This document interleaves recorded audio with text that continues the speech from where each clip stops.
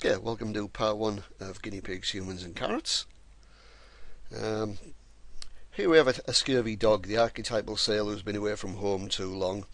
Not having too much in the way of fruit and vegetables in his diet, he shows the classic symptoms of this deficiency disease. This was a problem for many sailors for many hundreds of years, including some famous ones.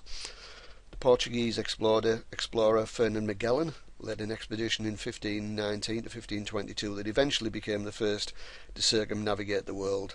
He didn't make it. In April 1521 he became embroiled in a local war in the Philippines, was hit by a bamboo spear, surrounded and killed. His colleagues continued what was a very long journey, and many, some reports suggest up to 80% of his crew succumbed to scurvy. It's probably never a good sign when you're rejecting the biscuits that smell of rat urine. It's not just scurvy dogs. Scurvy can also happen on land. Up until the 18th century, most people believed that land scurvy and sea scurvy were different diseases. This may have been because at sea symptoms appeared more suddenly and were usually more severe. Probably because, of course, once the ship's fresh provisions had been exhausted, the sailor's diet had little or no vitamin C. The quote's taken from Jack Drummond's famous book, The Englishman's Food and the Englishwoman's, etc. Drummond's magisterial study of the English diet from prehistoric times to the 1930s is very readable and recommended beach reading for my food students and anyone else who is interested. This was a sort of typical 15th century peasant's diet. An ounce, just for references, but it's 28 grams, a pound's 450 grams, and a pint is about half a litre. Maslin bread was a pretty poor quality bread made from rye and wheat flour.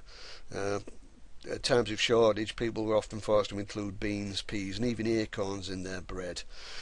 So not particularly nutritious, and pretty low, we suspect, in things like vitamin C, particularly during the winter. The diet's equivalent to about 3,000 kilocalories a day, which is more than modern recommendations, but probably not enough for your busy medieval peasant's lifestyle. Folk remedies are available, including purslane and a range of others. Other remedies for scurvy included oranges, lemons and oil of vitriol at sea. More on that in a moment. The famous chemist Robert Boyle recommended an infusion based on barley and lemon rinds. But the most widely used remedy was scurvy grass. This is a group of about 30 species of herbs in the cabbage family, the brassica. You notice there the Earl of Bedford's bought his children some ale. Well, the ale would have been quite low in alcohol, and it was a good way, making ale or beer was a good way of actually sterilising the water, making the water potable. And he spent 4p on it, which probably isn't a lot. Okay, we'll pause now for a word about Jack Drummond. He was one of the giants of British nutrition. Perhaps his greatest achievement came when in February 1940 he was appointed as scientific advisor at the Ministry of Food, that's to say right at the start of the Second World War. He produced a plan for the rationing of food based on sound nutritional principles. Thanks to this plan, the poorest people in the country gained more proteins and vitamins, while the richest had to cut their consumption. Studies after the war demonstrated, despite the hardships endured during the war, the population's health had in fact improved, and who knows may well have contributed in some significant way to our winning of the war. After the war, Drummond was appointed chief chemist at Boots the Chemist. In August 1952, he and his family were on a camping holiday in France. They parked by the roadside to spend the night under canvas, and the next morning their bodies were found, all three having been brutally murdered. Suspicion soon fell on the local Dominici family, and eventually the patriarch of the family, 75-year-old Gaston, who used a walking stick, was convicted of the brutal murders and sentenced to death by guillotine. He stayed on death row for 3 years before the sentence was reduced to life imprisonment, and he was eventually released in 1960 on health grounds. The case remains hugely controversial in France to this day. If you're interested in more on this, the Pathé News website I've linked there are some very evocative videos about the trial. Okay, from folklore to science, the first step. We're going to meet a famous teesside here, Captain James Cook. He's often credited with good on-board practices in the prevention of scurvy. This is probably a bit of an exaggeration. One of his favourite things was a product called Rob, which is basically concentrated lemon juice that's been evaporated down to a syrup, which stops it from being fermented away, so it lasts quite a long while, but also probably destroys all the vitamin C. And to evidence that, a number of his crew on his famous voyages came down with scurvy, though non-fatally. A more lasting contribution to our understanding of this came with the work of ship surgeon William Lind. In 1753 he produced his treatise on the scurvy, etc., etc.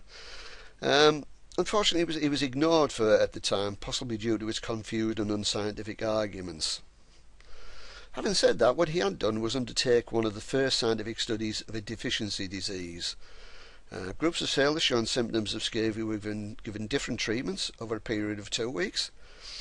Vinegar and oil of vitriol, that is to say dilute sulphuric acid, had no effect, unsurprisingly. Cider had a small effect, but oranges and lemons were highly successful in cleaning up the condition. Eventually the Admiralty came round to Lind's views and decreed that all sailors should consume lime juice daily. Until fairly recently, Americans referred to the British, and especially sailors, as limeys. Okay, science lends a hand. In 1911, the Polish-born biochemist Casimir Funk published his work on vitamins entitled Experiments on the Causation of Beriberi, which we now know is a vitamin B1 deficiency disease. He observed that people who ate a lot of polished rice were prone to the condition, whereas people who ate unpolished rice weren't. So he set up a series of experiments using pigeons. Some were fed polished rice and developed the symptoms similar to scurvy, while those that ate the polishings or the unpolished rice didn't. He wasn't sure what this was causing this, but there was a nutrient there which he called the vital amine, because he knew it contained an amine functional group, as you can see from the chemical structure there. Later identified vitamins didn't, so the word was ultimately shortened to vitamin.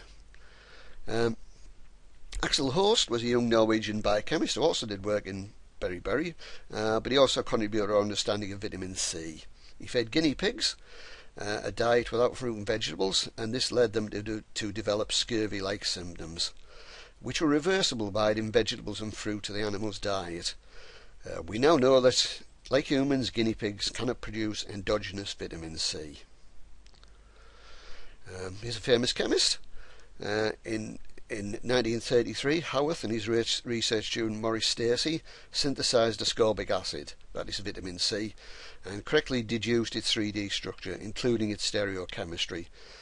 Howarth was building on the work done by the Hungarian gentleman with the apparently unpronounceable name, of whom much more in a moment. He's also well known to generations of chemistry students for Howarth projections, the conventional way of representing monosaccharides with a 3D perspective. The one shown there is beta-D-glucopyranose, otherwise known as glucose. This Hungarian biochemist name, you will be relieved to hear, is usually rendered English as Albert St. George. Probably one of the most quotable scientists ever. Perhaps his most famous maxim is that you should think boldly, don't be afraid of making mistakes, which is what he did in discovering vitamin C. He was actually working on Addison's disease, a rare adrenal condition characterized by a darkening of the skin.